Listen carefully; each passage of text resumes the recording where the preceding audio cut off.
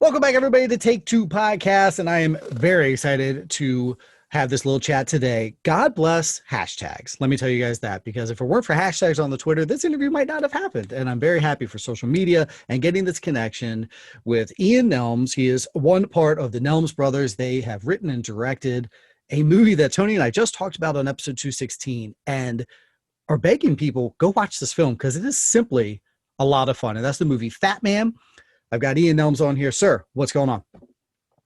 Thank you for having me, Brian. Really appreciate it, man. Awesome. Like I said, I'm thankful that we have the social media. You know, it's a gift and a curse at the same time. The gift is when we get to connect with filmmakers like yourselves and we get to just chit chat. So I'm really looking forward to this. As I mentioned on episode 216 of our show, when we reviewed, this movie is just fun. It's just a lot of fun. And I even went into it with tepid reviews because I saw some people that weren't as in love with it as we were.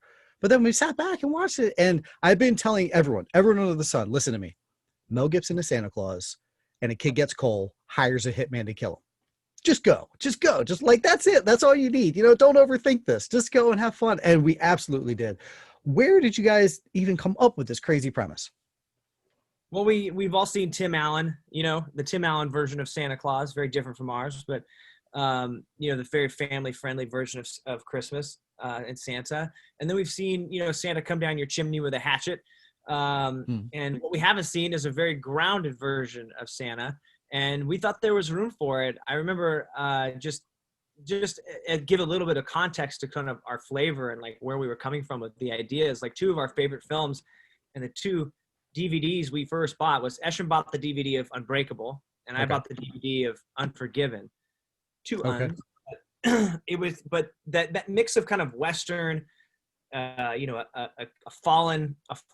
I mean, in Unforgiven, it's a fallen villain who comes back and uses his villainy for good, but a guy that's fallen from grace that sort of needs to get his mojo back and get back into it as he goes on this last mission. And then Unbreakable, like a very grounded approach to a superhero, so grounded that the guy doesn't even know he's a superhero. Like his son has to help him sort of find it, you know, and sure. And that was really what we were after. That was kind of our inspiration starting off. And what we were really after was taking all the tropes and the mythos that you normally associate with Santa and Christmas and kind of spinning it on his head and saying, okay, how would that really work in the real world?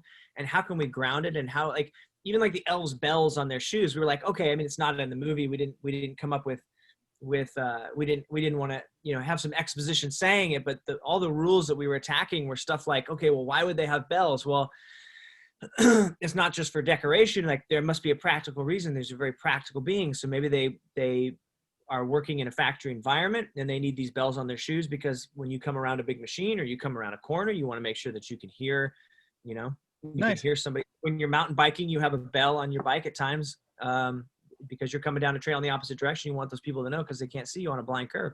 So, but anyway, we were really trying to attack those that mythos and those things that you associate with Christmas and flip on their heads and take a very grounded approach at them so that you could feel like what would it be like to have if this were real, if Santa really existed, you know, and he really had these abilities. Doesn't really. Okay. Make sure the kids don't watch. I mean, forgive me for the high praise, but it has the likenings. You mentioned superheroes of like how Christopher Nolan grounded Batman to make it realistic, you know, to a degree. I love that film. I mean, I love his 3 films. So, I mean, sure. Yeah, that obviously that's, you know, we wrote the script like 14 years ago, which I think was either right as he was kicking up, you know, Batman Begins. Okay. I don't know, when did Batman Begin come out? Was it 08, I believe, top of my head? Okay, there you go. We wrote the first version of this script back in like 04, 05, and then we didn't get to go out with it until like 06. So like 14 years ago, we were finally going out with it and getting ourselves into rooms. Nice. But yeah, I mean, that was if that movie had existed, we would have said, you know, a very Dark Knight approach, you know? Yeah, there you go. Well, I mean, you guys obviously beat it. You were ahead of the game. Okay, so let's go into, there's interesting things in your filmmaking with it. One, working with an icon as in Mel Gibson, and then also working with a kid actor, and you did them at the same time. Let's start off with Mel Gibson. How did you even get him interested in this project? Because I feel like the casting here is arguably one of the best this year that we've seen. Oh, thanks, man. I mean, that's one thing we try to do with all of our projects is try to cast the right people. That's always where it starts. It makes it, your job 70% easier, honestly, if you just got the right person in there that you think embodies that character. And then hopefully it's just nudges and slight adjustments if there is anything. But with Mel in particular, like we've always been big Mel Gibson fans, Mad Max, Lethal Weapon series, and everything in between those and beyond. But it was at a screening for Hacksaw Ridge that he had a big beard. He was in the middle or at the end of his awards circuit, and he was very passionately talking about Hacksaw Ridge and making movies, but also you could feel that he had a bit of a weight of the world on his shoulders. He was exhausted. He'd just come off of production. He was tired, and you could feel that weight on him, but you could also see the passion and the spark in him.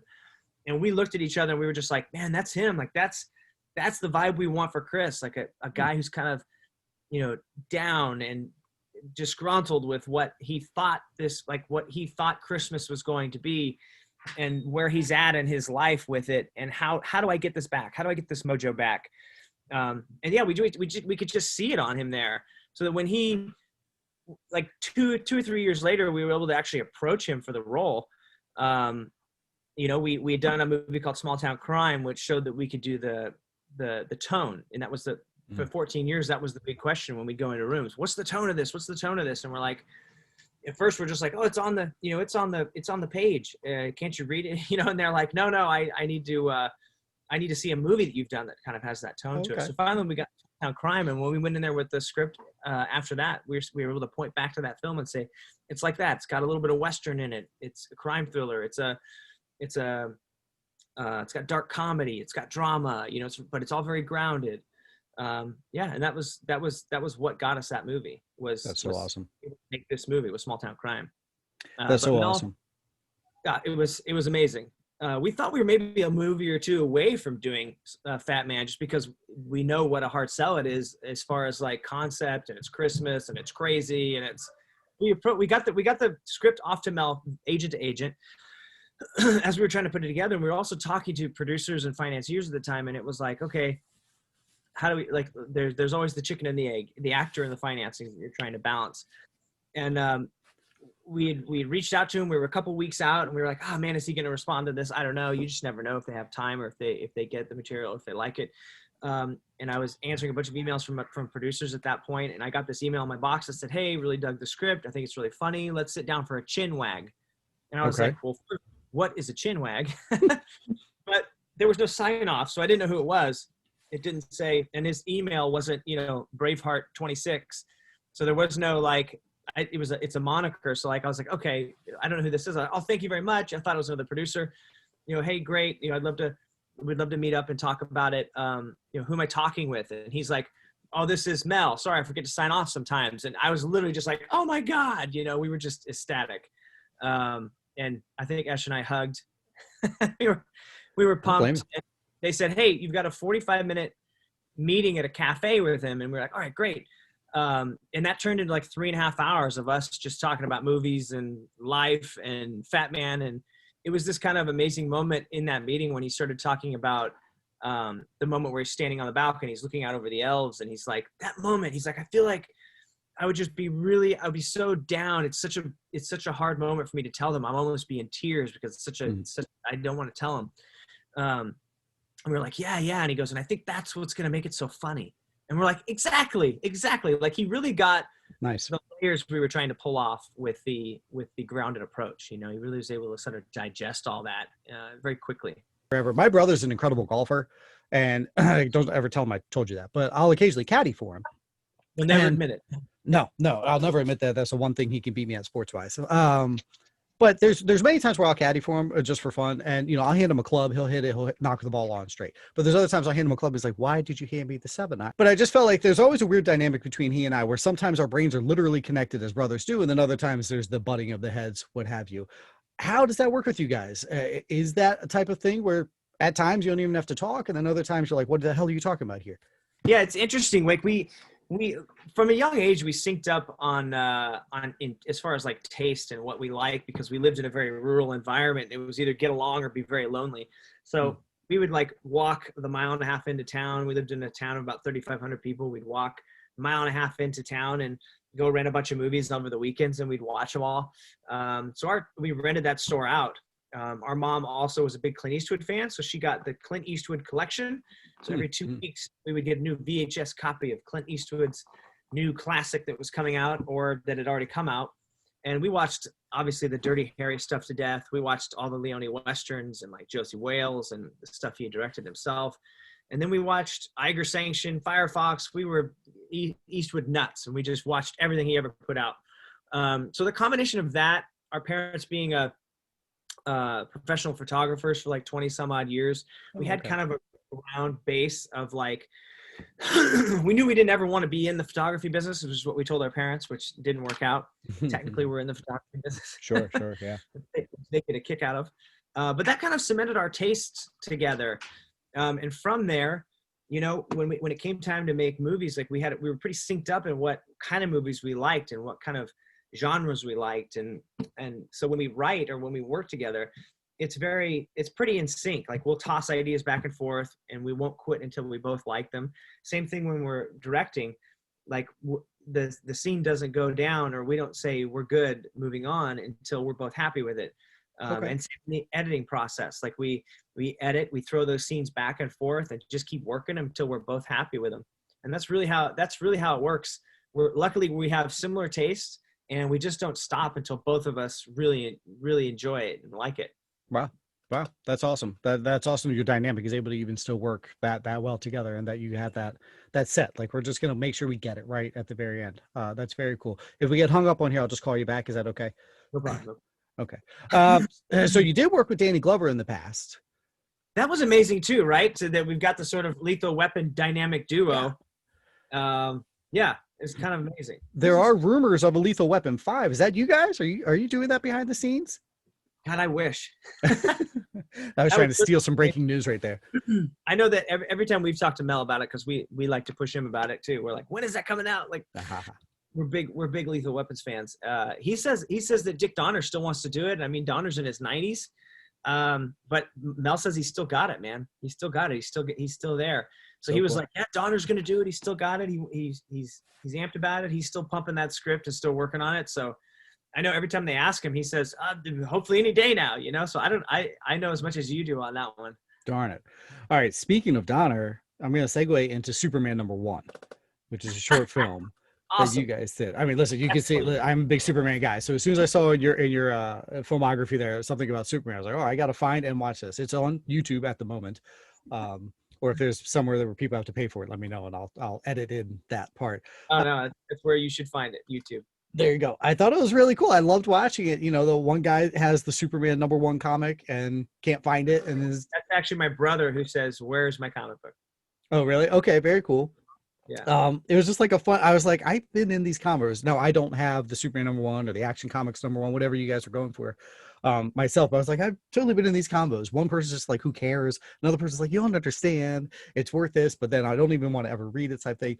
Did you guys grow? I feel like you have a superhero background to some degree. Yeah. I mean, look, we have our favorites. Oddly, our favorites go away from the conventional. We like Batman. He's cool. He's probably my favorite of the most mainline, but main line. But if you take one step back from the main line, the Punisher is probably our favorite. Ooh.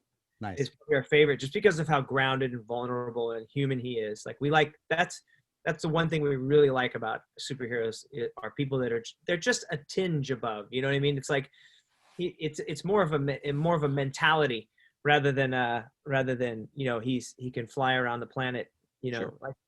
Superman's great. There's been some great movies made by Superman, but he's not the one that like really interests me. You know, other comic books that we love are like Sam and Twitch. Okay. Like I don't know if you're familiar with those, but those are such good comic books. Like they Michael Bendis did a whole series, which are just awesome. Cool. Okay. I love Bendis. He's fantastic. So I'm not familiar, but I have to check him out. Very interesting. Very cool. Let me wrap with, was there ever, as professional as you guys are, there had to have been at some point like, holy shit, that's Mel Gibson. You know what I mean? Like certain guys like icons where you're just like, gotta take that step back. Were there ever moments like that? that moment where we were shooting that scene where Mel and Walton are facing off at the end. That was a really surreal moment. It really was, because we had been living with that script for so long, and like that was such a scene or a moment that we as just nerds had been like so excited. Santa in a face-off with the ultimate hitman, like the tension that's building there, the lines that are throwing back and forth, and the history that we're kind of, insinuating with a few of those lines. You think you're the first, like those types of moments, like, Yeah. oh shit, this guy's a fucking badass. Like he's been, tested by fire. Like those moments right there were just so exciting, because like Mel and Walton were 200% in, and you could just see that it was such a real moment while we were shooting it, and they just pulled it off. It was so good. It couldn't have been any better in my mind than what we were shooting. And that was really surreal, because you've got someone like Walton and someone like Mel just throwing those lines down, man. And it was awesome. That was really surreal. I was like, can you believe we're shooting this? I literally turned, I was like, can you believe we're shooting with these two people? This is ridiculous. Yeah, That's that so was cool. the moment. That was the moment in the shoot where I was just like, I can't even believe it. And that was like maybe a week and a half into shooting.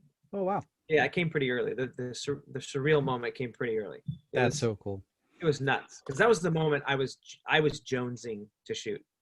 Gotcha. That's so cool. That's so awesome. I absolutely adore this film. I'm adding it to my yearly holiday watchings because it was just simply a lot of fun. You guys have to check it out. It's such a fun, gritty concept that everyone needs to jump on. The Fatman. It's available on VOD right now. It's available in some theaters. There's a theater by me that's actually playing now. So we're in like 70 to 80 right now. We started in almost 300, but now we're in like 70 to 80 drive-ins and theaters right now still. And I think we're going to roll through those through December. nice. Very nice.